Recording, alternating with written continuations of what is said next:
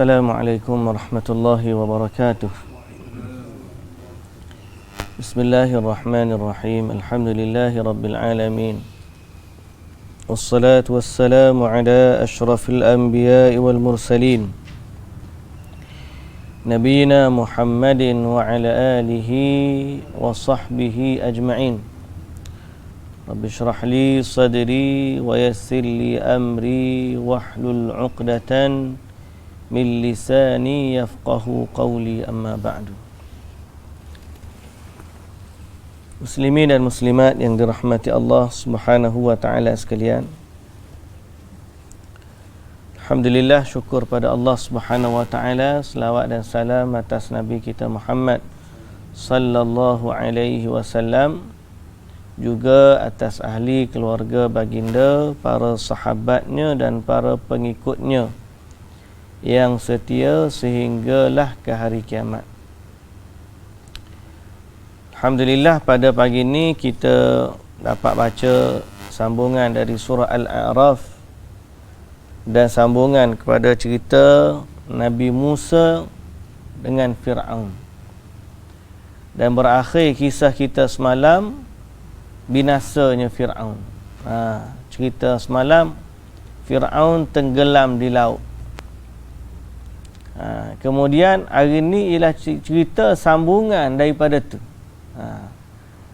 Ramai orang dengar cerita Nabi Musa sampai Fir'aun tenggelam di laut. Habis, selamatlah. Nabi Musa pun menyeberangi. Lepas menyeberangi itu, apa pula cerita dia? Yang tu yang kita nak baca hari ni.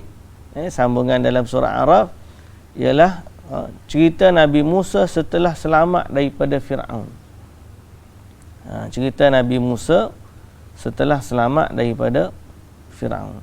Cerita Fir'aun binasa ni banyak acak kali dah. Acak kali dah kita dengar cerita Fir'aun binasa ni. Tapi cerita Nabi Musa setelah daripada menyeberangi Laut Merah tu, apa cerita dia lepas pada tu? Yang tu kita nak baca hari ni, insya-Allah. Baik, kita baca dulu ayat dia. A'udzu billahi minasy syaithanir rajim. وجاوزنا ببني إسرائيل البحر فأتوا على قوم يعكفون على أصنام لهم قالوا يا موسى اجعل لنا إلها كما لهم آلهة قال إنكم قوم تجهلون إن هؤلاء متبر ما هم فيه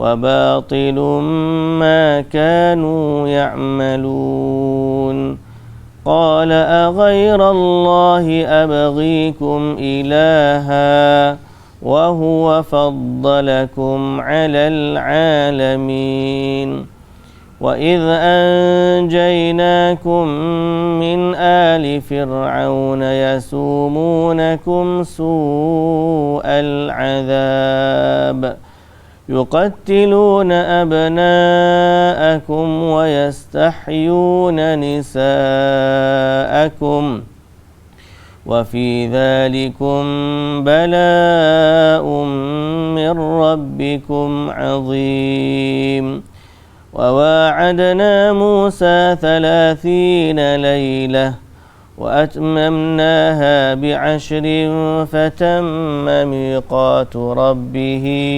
40 ليلة وقال موسى لأخيه هارون اخلفني في قومي وأصلح ولا تتبع سبيل المفسدين ولما جاء موسى لميقاتنا وكلمه ربه قال رب أرني أنظر إليك قال لن تراني ولكن انظر إلى الجبل فإن استقر مكانه فسوف تراني فلما تجلى ربه للجبل جعله دكا وخر موسى صعقا فلما أفاق قال سبحانك تبت إليك وأنا أول المؤمنين. Baik. Bismillahirrahmanirrahim. Alhamdulillah. Assalatu wassalamu ala Rasulillah wa ala alihi wa sahbihi ajma'in. Sekali lagi kita syukur kepada Allah Subhanahu wa taala. Selawat dan salam atas Nabi Muhammad sallallahu alaihi wasallam serta ahli keluarga baginda, para sahabatnya dan para pengikutnya sehinggalah ke hari kiamat. Alhamdulillah, alhamdulillah, alhamdulillah. Jadi berbalik kepada tafsiran ayat ni, berbalik kepada tafsiran ayat yang mengisahkan cerita Nabi Musa alaihi salam setelah daripada menyeberangi Laut Merah. Baik. Apa kata Allah Azza wa Jalla? Wajawazna bi bani Israil al-bahra. Dan kami bawakan Bani Israel ke seberang Laut Merah itu. Jawazna bi bani Israil. Di sini Allah Ta'ala kata yang menyeberangkan mereka itu Allah. Kalau kita tengok fa'il di sini, fa'il dalam bahasa Arab ni, fa'il ni orang yang membuat. Allah tidak menisbahkan mereka menyeberangi. Tapi Allah Ta'ala kata kami menyeberangkan mereka. Maknanya apa? Berlakunya pembelahan Laut Merah tu adalah dengan kekuasaan Allah, tidak dengan kekuasaan tongkat ataupun tidak dengan kekuasaan Nabi Musa. Sebab itu dalam cerita mukjizat, mana-mana mukjizat yang berlaku tidak disandarkan kepada Nabi. Sebaliknya, mana-mana mukjizat yang berlaku disandarkan kepada Allah. Hatta mukjizat Nabi-Nabi lain. Nabi Isa alaihi salam, antara mukjizat Nabi Isa, dia boleh menghidupkan orang mati. Tapi Allah Ta'ala tak kata dia menghidupkan orang mati. Allah Ta'ala kata, apa tu ayatnya? Musaddiq bukan wa yu'allimul kitaba wal hikmata wa rasulan ila bani Israil anni qad ji'tukum bi ayatin min rabbikum anni akhluqukum min at-tin ka hay'ati at-tayri bi idni فأنفخ فيه فيكون طيرا بإذن الله وأبرئ الأكمه والأبرص وأحيي الموتى بإذن الله. Nabi Isa dia kata, aku buat apa ni? Dia boleh buat burung dengan tanah, kemudian tiup-tiup jadi burung hidup. Tapi Nabi Musa kata biiznillah, dengan izin Allah. Wa ubri'ul abrasa wal akmaha, aku boleh sembuhkan orang yang penyakit kusta dengan izin Allah. Wa uhyil mauta biiznillah, aku juga menghidupkan orang mati dengan izin Allah. Sebab apa? Sebab semua mukjizat nabi-nabi ni dia berlaku dengan kekuasaan Allah, bukan berlaku dengan kekuasaan nabi tersebut. Kerana maksud mukjizat tu sendiri bukan nak menonjolkan kekuasaan Nabi. Maksud daripada mukjizat adalah untuk menunjukkan kekuasaan Allah. Cuma para Nabi ni adalah utusan Allah yang menyampaikan risalah. Lalu melalui dia lah Allah Ta'ala bagi kekuasaan, nak menampakkan kekuasaan tersebut. Jadi sebab itu kita, iktiqad kita, walau sehebat mana pun Nabi itu, dia tidak memiliki kuasa ketuhanan. Walau sehebat mana pun Nabi itu, dia tidak memiliki kuasa ketuhanan. Nabi Isa AS, beza kita dengan orang Kristian, bila dia tengok mukjizat Nabi Isa, siapa boleh menghidupkan orang mati, dia rasa Nabi Isa itu Tuhan. Kita ahli sunnah wal jamaah dan umat Islam, kita memang mengakui Nabi Isa itu boleh menghidupkan orang mati. Tapi bukan dia yang menghidupkan. Yang menghidupkan adalah Allah. Nabi Musa AS boleh belah laut dengan tongkat dia. Siapa orang duk jual tongkat tu? Kayu dari tongkat Nabi Musa jual. Kayu bahtera Nabi Nuh jual. Oh, Allah. Kalau ada sekalipun tongkat Nabi Musa tu hari ni, tongkat tu tetap tidak boleh belah lautan. Kalau ada, kalau betul lah tongkat tu masih ada, tetap tongkat tu tak boleh belah lautan. Pasal apa? Yang belah lautan bukan tongkat, yang belah lautan bukan Nabi Musa, yang belah lautan itu adalah Allah Azza wa Jalla. Di sinilah tauhid kita. Beza kita dengan orang-orang kafir yang menyandarkan ketuhanan itu kepada selain Allah. Dan begitulah juga pada sifat-sifat lain tentang keesaan dan kekuasaan Allah Azza wa Jalla. Yang menyembuhkan Allah, yang memberi manfaat Allah, yang memberi mudarat Allah. Semuanya kekuasaan ni milik Allah Azza wa Jalla. Jadi sebab itu Allah Ta'ala sandarkan menyeberangi panggil Laut Merah ni, Allah sandarkan perbuatan itu kepada Allah. Wajawazna, kami menyeberangkan mereka, kami membawa mereka ke seberang Laut Merah. Wajawazna, kami yang buat tu. Kami di situ Allah Azza wa Jalla. Sebab Allah lah yang menyampaikan mereka, lalu mereka selamat sampai ke hujung. Kalau tidak kerana Allah yang banyak sebab, Allah kata macam mana dia yang menyeberangkan. Pertama, Allah yang memberikan laluannya. Pertama, Allah belah lautan. Kemudian Allah mengeringkan pasir. Maknanya dia jalan tu tak ada kata nak melecek ke apa, dok lalu je. Nah, ketiga, Allah Ta'ala yang menyelamatkan mereka daripada tentera Fir'aun. Kemudian Allah Ta'ala yang tutup lautan itu. Semuanya kembali kepada Allah Azza wa Jalla. Jadi wajawazna bi Bani Israel. Ni wajawazna bi Bani Israel al-bahra.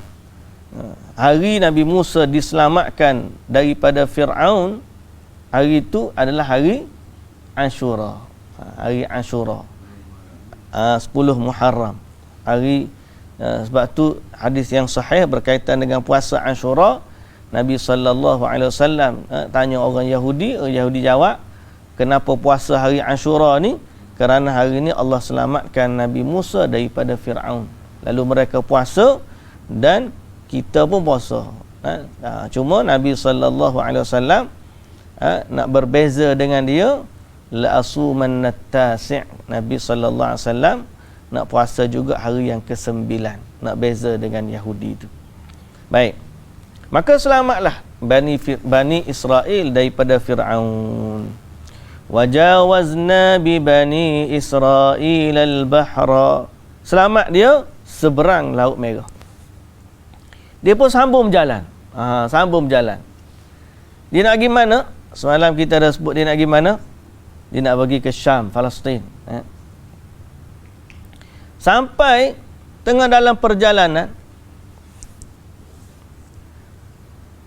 fa'atau ala qaumin ya'kufuna ala asnamin lahum. Lalu mereka sampai ke satu kaum yang sedang menyembah berhala-berhalanya.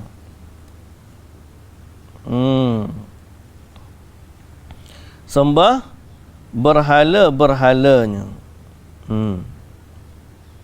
Qala ba'dul mufassirin kanu minal kan'aniyin wa qila kanu min lakham. Qala Ibn Jarir wa kanu ya'buduna asnaman ala suwaril baqar. Falihadha athara dhalika syubhatan lahum fi ibadatihimul ijl ba'da dhalik. Jadi mereka ni menyembah patung-patung berhala. Ada yang kata dari kabilah Kan'an, orang Arab. Dan ada yang kata juga, Ibnu Jarir kata mereka menyembah dalam rupa lembu. Kerana itu lepas daripada ni cerita mereka dalam fikiran mereka nak buat patung anak lembu. Wallahu ta'ala alam. Cuma cerita hak patung anak lembu tu disebut dalam Quran. Cerita asnam, bentuk berhala yang mereka lihat ni, wallahu ta'ala alam. Cumanya bila mereka lalu, dia kata kepada Nabi Musa, melihatkan yang demikian, Bani Israel kata, qalu ya Musa ja'al lana ilahan kama lahum alihah. Wahai Musa, buatlah untuk kami satu Tuhan seperti mana mereka mempunyai beberapa Tuhan. Yahudi dia, Bani Israel masa tu, kita tak panggil Yahudi lagi. Masa tu mereka masih lagi pengikut Nabi Musa lah. Bani Israel. Bani Israel ni, dia tengok orang sembah berhala, dia rasa molek sembah berhala. Lalu dia minta dengan Nabi Musa, buatlah kepada kita ni patung sebagaimana mereka tu ada patung. Bani Israel ni tak nampak lagi ke kalau kita kata? Tak nampak lagi ke sebelum ni Nabi Musa tu ajak beriman kepada Allah? Tak? Dan mereka pun mengikut Nabi Musa dengan keimanan kepada Allah. Jawapan dia, memang mereka masa tu dah beriman kepada Allah. Tapi syubhah kita panggil. Athara syubhah. Mereka ni datang syubhah kepada mereka setelah mereka lihat orang sembah patung nampak, maka mereka pun nak buat ibadat seperti itu.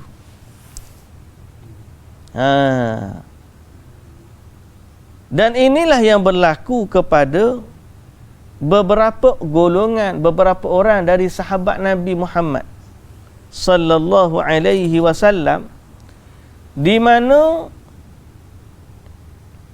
Nabi Muhammad sallallahu alaihi wasallam pernah satu kali bersama dengan para sahabat. An Abi Waqid al-Laythi annahum kharaju min Makkah ma'a Rasulillah sallallahu alaihi wasallam ila Hunain. Waktu mereka nak pergi ke Hunain, perjalanan Nabi dengan para sahabat ni nak pergi ke Hunain. Hunain ni tepat berlaku perang Hunain kan. Kana lil kuffari sidrah. Orang kafir dulu dia ada satu pokok besar, sidrah. Ya'kufuna indaha, yang mana mereka duduk beribadat di situ. Wa yu'alliquna biha aslihatahum, dan mereka ikat senjata-senjata mereka di pokok tersebut, ambil berkat dan minta hajat dekat pokok tersebut. Okey, ni orang kafir buat macam itulah.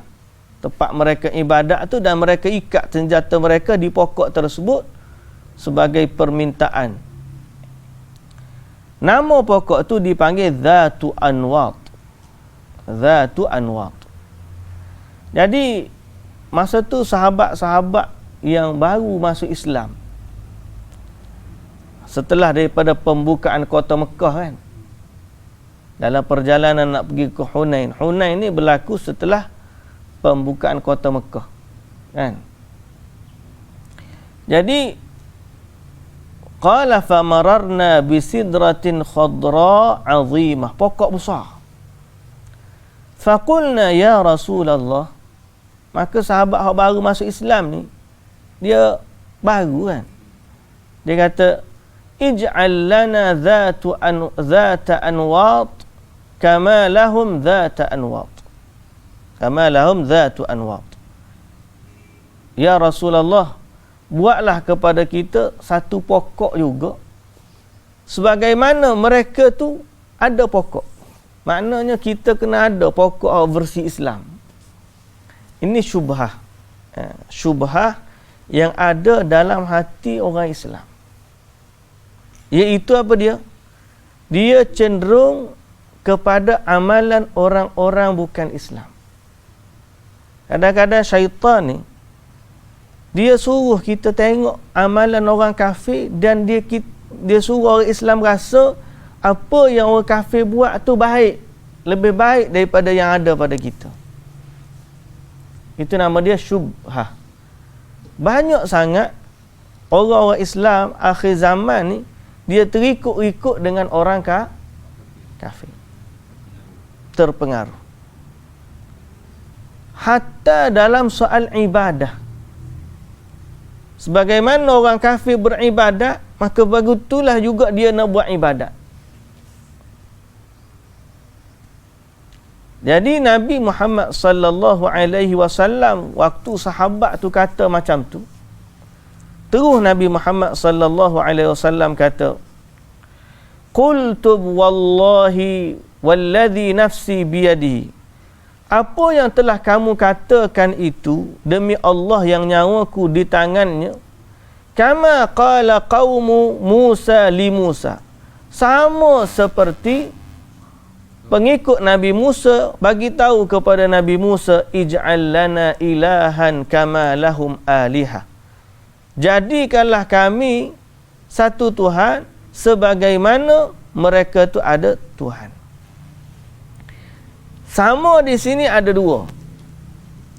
Hak saya nampak dah, wallahu ta'ala alam. Sama yang pertama ialah sama pada perbuatan. Maknanya kamu minta nak ada Tuhan yang boleh disembah sebagaimana pengikut Nabi Musa nak ada Tuhan. Sama dari sudut pengikut hak Nabi Musa dengan sahabat. Sama yang kedua juga boleh kita sebut ialah samalah perbuatan minta dengan pokok tu dengan perbuatan sembah berhala. Betul? Sebab apa? Sebab Nabi kata sahabat minta apa tu? Buat pokok. Nah, sahabat tak minta sembah berhala, cuma sahabat minta pokok. Pada mereka pokok ni tak apa. Bukan berhala. Pokok ni tempat minta hajat dan sebagainya. Kita sembah Allah juga, cuma kita ada pokok sebagaimana mereka ada pokok. Tapi berhala mereka dia tak ambil lah. Sebab Nabi baru hancurkan berhala tu. Tapi Nabi potong tu. Nabi kata, sembah minta hajat dengan pokok pun sama seperti sembah berhala. Nampak tak? Ramai orang hari ni, dia tak anggap sembah berhala, minta hajat dengan pokok. Tok, nenek, mohon, minta apa, cucu nak lalu, minta dengan pokok. Nah, lalu kat pokok besar, cakap macam tu. Sama je. Kalau cakap macam tu kat pokok, minta hajat dengan pokok, penunggu pokok ke apa ke, sama je dengan sembah berhala. Sebab apa? Sebab Nabi SAW jawab, waktu sahabat-sahabat minta pokok keramat, Nabi kata, mu kata ni, bahasa saya lah ni, mu kata ni sama seperti pengikut Nabi Musa minta dengan Nabi Musa. Apa dia? Minta Tuhan kepada kami sebagaimana mereka ada Tuhan. Bererti dalam kefahaman yang mudah kita kata, seorang yang minta hajat dia kepada pokok sama seperti orang sembah berhala. Nah, dan begitulah selain daripada pokok, hatta kepada kubur ke, kepada apa lagi ni, famous biasa kubur lah, cincin ke, minta tahu benda-benda keramat lah, maka sesiapa yang minta hajat dia bergantung dengan sesuatu selain dari Allah, hukum dia sama seperti orang sembah berhala. Sama seperti orang sembah berhala. Cuma orang kita ni selama tak nampak muka patung berhala tu, dia rasa dia tidak syirik. Dia kena nampak patung berhala tu, ada muka pakai tangan patung, sembah patung, baru dia kata ni syirik. Tapi kalau pergi minta hajat dekat pokok, dia kata tak apa. Pergi minta hajat dekat kubur, duk sembah kubur, belum minta hajat doa dekat kubur, kau sujud di kubur kau, dia kata tak apa. Jawapan dia sama. Ni sama dia sudah apa? Sama kerana dia telah mensyirikkan Allah Azza wa Jalla. Dia telah mensyirikkan Allah Azza wa Jalla. Maka ayat pengikut Nabi Musa ni, Nabi Muhammad sallallahu alaihi wasallam jadikan dalil kepada sahabat-sahabat dia, betapa kamu ni tak boleh jadikan sesuatu sembahan selain dari Allah. Jadi pengikut Nabi Musa dia minta patung lah. Ij'al lana ilahan kama lahum alihah. Maknanya suruh Nabi Musa buat patung juga ke dia. Jadi Yahudi sekali lagi Yahudi, Bani Israel minta patung. Sahabat-sahabat Nabi minta pokok. Tapi Nabi Muhammad sallallahu alaihi wasallam sebagaimana Nabi Musa pun potong terus. Nabi Musa kata apa? Apa kata Nabi Musa? Qala innakum qaumun tajhalun. Nabi Musa pun jawab, sesungguhnya kamu ni kaum yang jahil. Sesungguhnya kamu ni kaum yang jahil. Jahil macam mana? Inna haula'i mutabbarum ma hum fih. Sesungguhnya mereka, yakni penyembah berhala itu, akan dihancurkan apa yang mereka berada di dalamnya dari perbuatan syirik. Meminta dengan dia, meminta nak suruh ada Tuhan seperti mereka. Mereka tu sebenarnya binasa. Orang yang akan dibinasakan oleh Allah kerana perbuatan syirik mereka. Inna haula'i mutabbarun. Mutabbarun ni halikun, dalam halikun. Mufradat dia lah. Kalau kita ngaji tafsir kan ada mufradaan. Mufradat ni kalimah yang sama. Kalimah dalam bahasa Melayu apa? Kalimah yang seerti dengan semakna. Makna dia kosa kata, bahasa kita mudah. Kosa kata. Mutabbarun ay halikun. Halikun tu maknanya binasa. Nabi Musa kata mereka tu orang binasa. Wa batilun ma kanu ya'malun. Dan apa yang mereka buat tu salah. Macam mana mu nak ikut dia? Dan Nabi Musa kata, qala aghairallahi abghikum ilahan.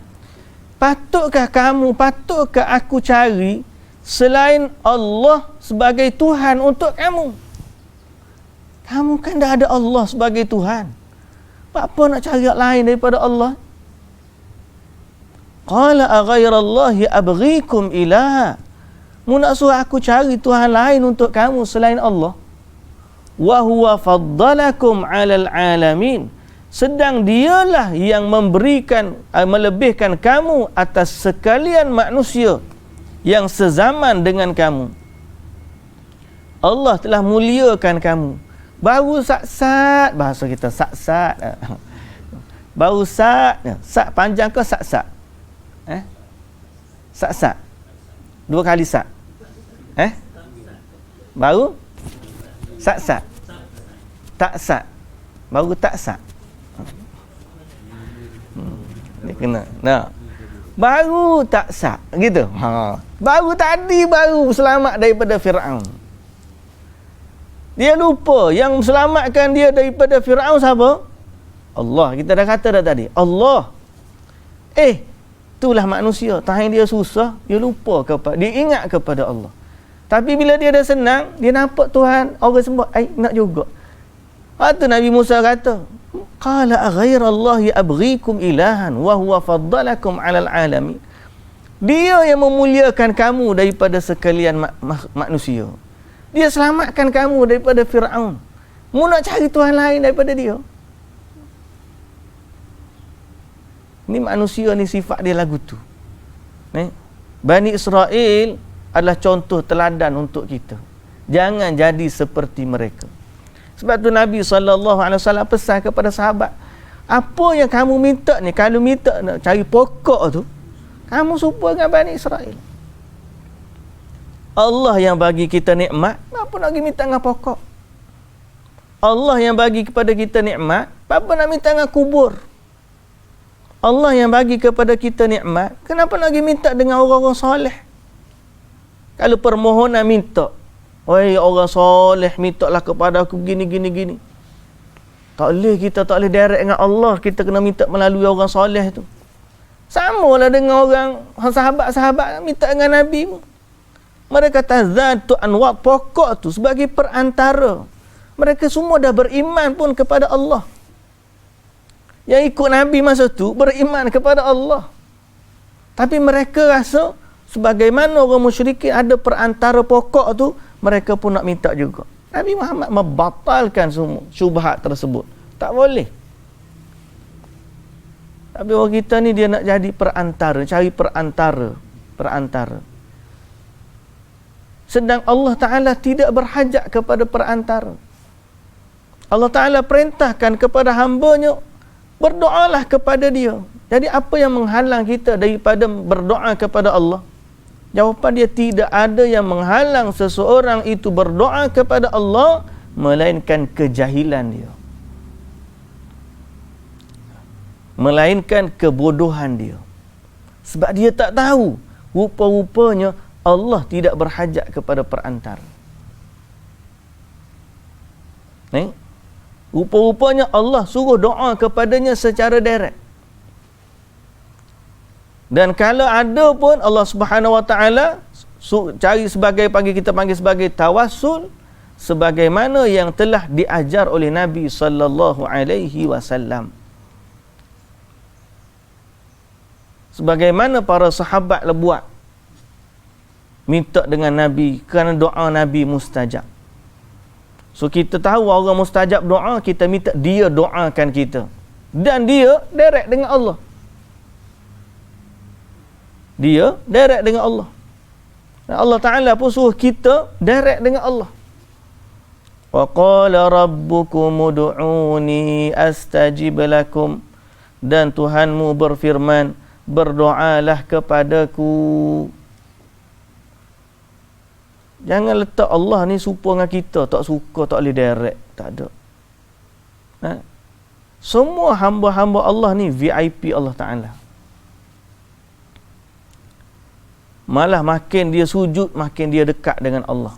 Aqrabu ma yakunul abdu min rabbih wa huwa sajid. Waktu dia sujud tu, dia sangat dekat dengan Allah Azza wa Jalla. Berdoalah kepada Allah.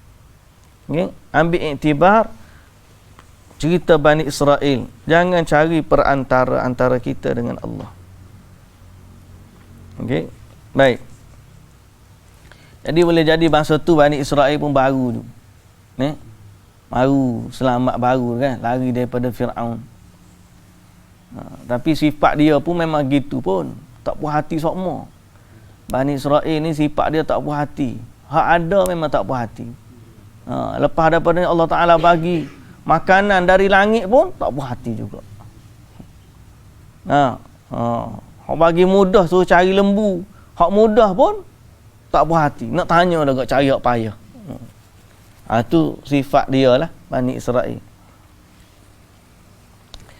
Qala aghairallahi abghikum ilaha wa huwa faddalakum 'alal 'alamin wa idh anjaynakum min ali fir'aun. Dan ingatlah ketika mana kami selamatkan kamu dari Fir'aun. Nabi Musa nak suruh Bani Israel mentauhidkan Allah. Ceritanya tauhid.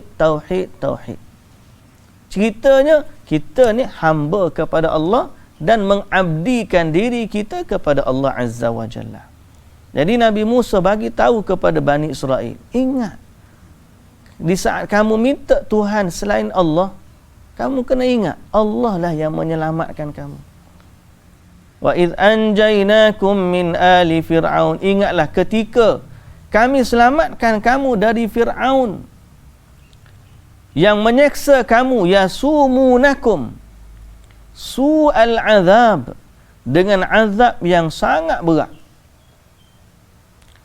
Macam mana lagi? Yuqattiluna abna'akum, malah mereka membunuh anak lelaki. Bunuh anak lelaki.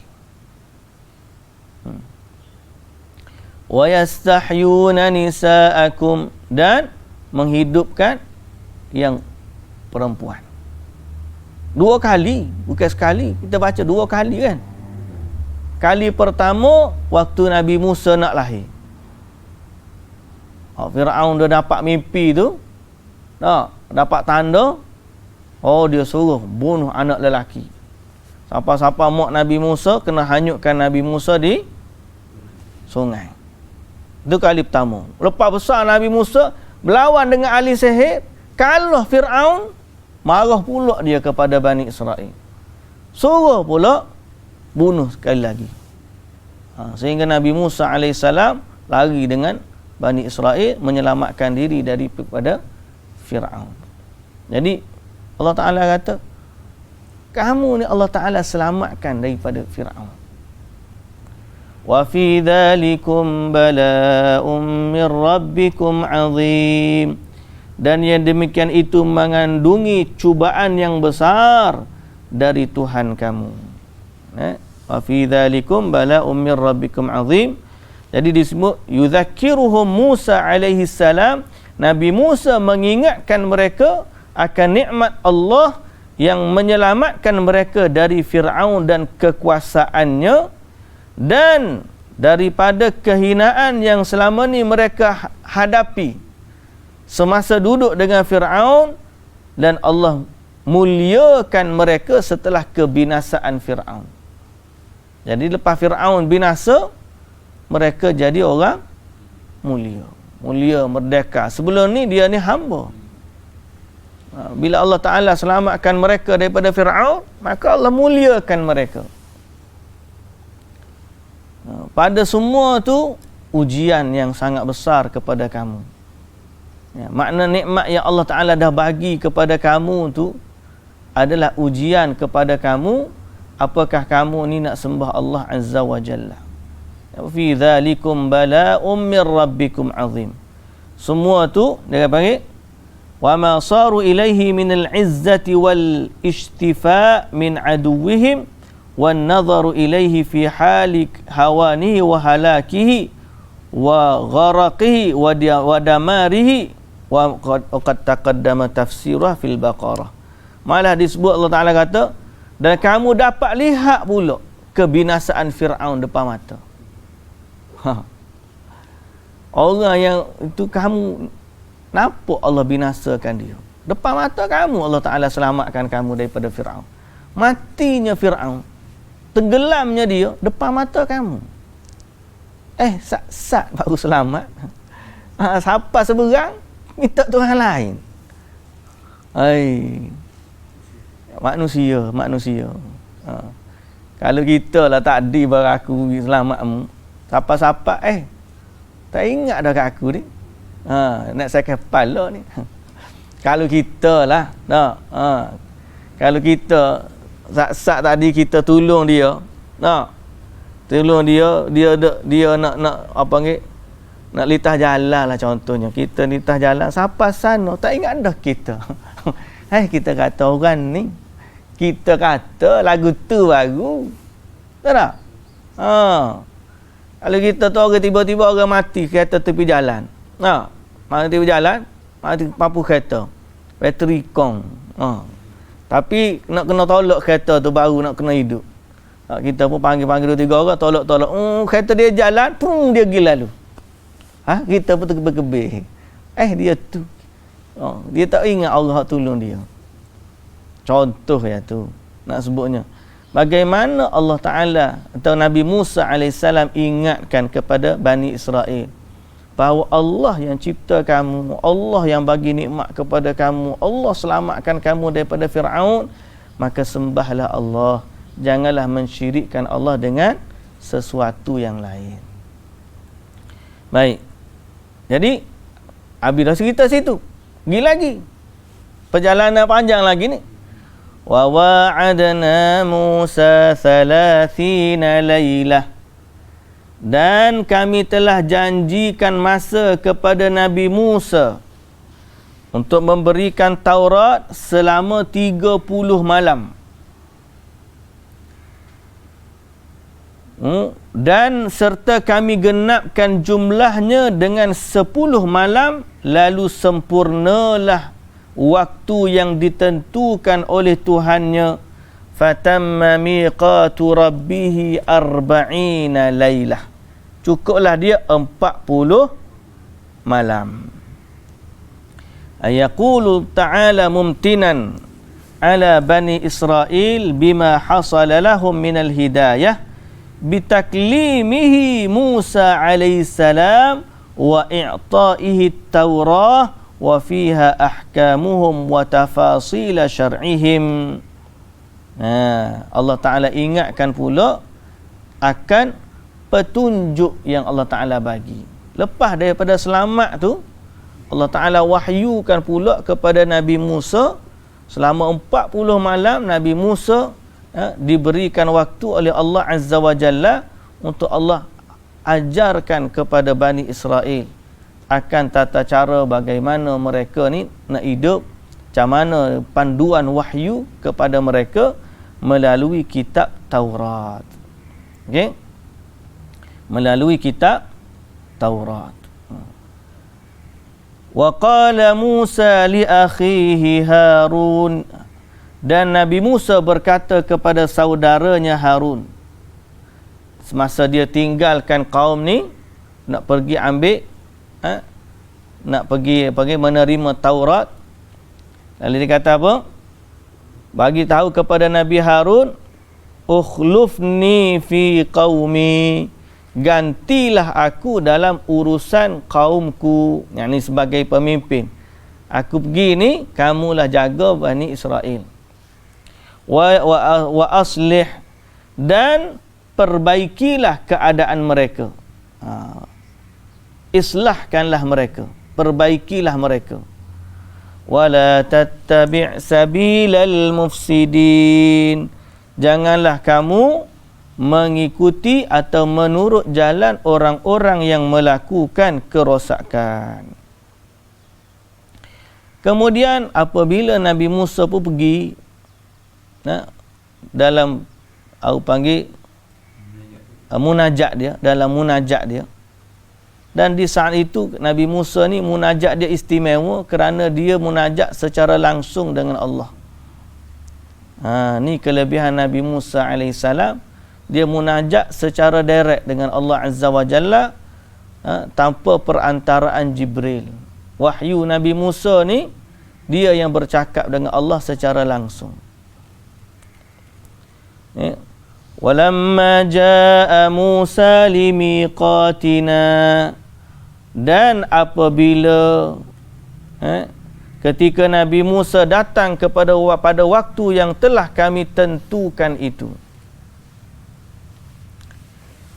wa kallamahu rabbuhu, dan Tuhannya berkata kepadanya,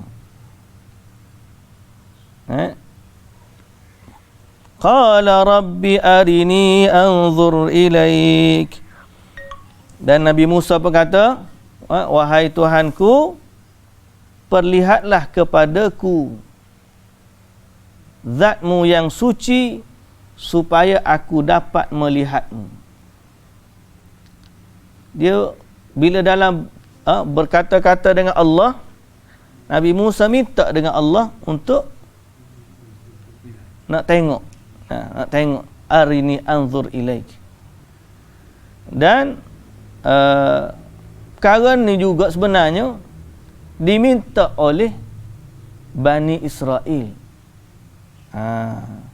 Bani Israel yang minta sebenarnya. Jadi Nabi Musa alaihi salam dia dalam berkata-kata kepada Allah Azza wa Jalla, dia kata qala rabbi arini anzur ilaik. Wahai Tuhan, boleh tak aku nak tengok? Kata Allah Azza wa Jalla, qala lan tarani. Sesungguhnya Allah Ta'ala berfirman, engkau sekali-kali tidak akan sanggup melihatku. Engkau sekali-kali tidak sanggup untuk melihatku. Walakin inzur ilal jabal, akan tetapi lihatlah kepada gunung itu. Fa in istaqarra makanahu fasawfa tarani. Kalau gunung tu kekal pada tempat dia, teguh pada tempat dia, maka engkau dapat melihatku. Falamma tajalla, apabila Allah tajalli. Tajalli ni maknanya menampakkan. Cuma nampak ni macam mana? Apakah Allah Ta'ala buka hijab dia secara penuh? Disebut dalam tafsir ni, tajalla di sini menampakkan diri. Kadang-kadang bahasa istilah tajalli ni kepada orang sufi, dia suka guna istilah tajalli ni. Tajalli ni penampakan. Bahasa kita penampakan lah, penampak tajalli. Maknanya dia tengok pokok nampak Tuhan. Dia tengok ni nampak Tuhan. Dia tengok ni nampak Tuhan. Siapa orang dia kata tidak ada dalam dunia ni melainkan Tuhan. Itu istilah tajalli dia tu. Istilah begitu sebenarnya dia ambil istilah dalam agama, tapi dia guna pada sifat yang tidak sepatutnya, bukan pada yang sebenarnya. Okey. Disebut dalam tafsir ni,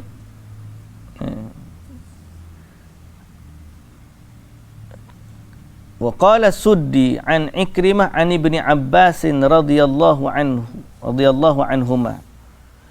Qala ma tajalla, dari Ibnu Abbas radhiyallahu anhu, qala ma radhiyallahu anhuma ma tajalla minhu illa qadral khunsur. Tidaklah dia menampakkan kecuali qadar khunsur. Khunsur ni ujung jari clicking. Dan dalam riwayat Imam Ahmad disebut sebagaimana disebut dalam tafsir ini, didatangkan satu riwayat, yakni dari Anas bin Malik dari radhiyallahu anhu, dari Nabi sallallahu alaihi wasallam, dalam ayat ni qala hakadha, yakni akhraja tarfal khunsur. Nabi tunjuk ujung jari clicking, ujung. Bukanlah Allah Ta'ala menampakkan dirinya tu, tajallanya Allah Ta'ala tu nampak sungguh dak. Baru buka hijab sikit je baru. Apa yang berlaku kepada gunung? Falamma tajalla rabbuhu lil jabali ja'alahu dakka. Maka gunung tersebut menjadi hancur lebur. Gunung tersebut hancur lebur. Wa kharra Musa sa'iqa, dan Nabi Musa pun jatuh pengsan. Falamma afaqa qala subhanak. Maka apabila Nabi Musa pun sedar, dia pun berkata, Maha suci Engkau ya Allah. Qala subhanak, Maha suci Engkau ya Allah. Tubtu ilaik, aku bertaubat kepadamu. Aku bertaubat kepadamu, ya, aku mohon keampunan kepadamu ya Allah. Disebut tubtu ilaik. Qala Mujahid an as'alaka ru'yah. Berkata Imam Mujahid, aku bertaubat kerana aku tersalah minta nak tengok. Aku minta ampun kerana aku tersalah minta nak tengok. Itu berkata Imam Mujahid. wa ana awwalul mu'minin. Dan akulah orang yang pertama yang beriman pada zamanku.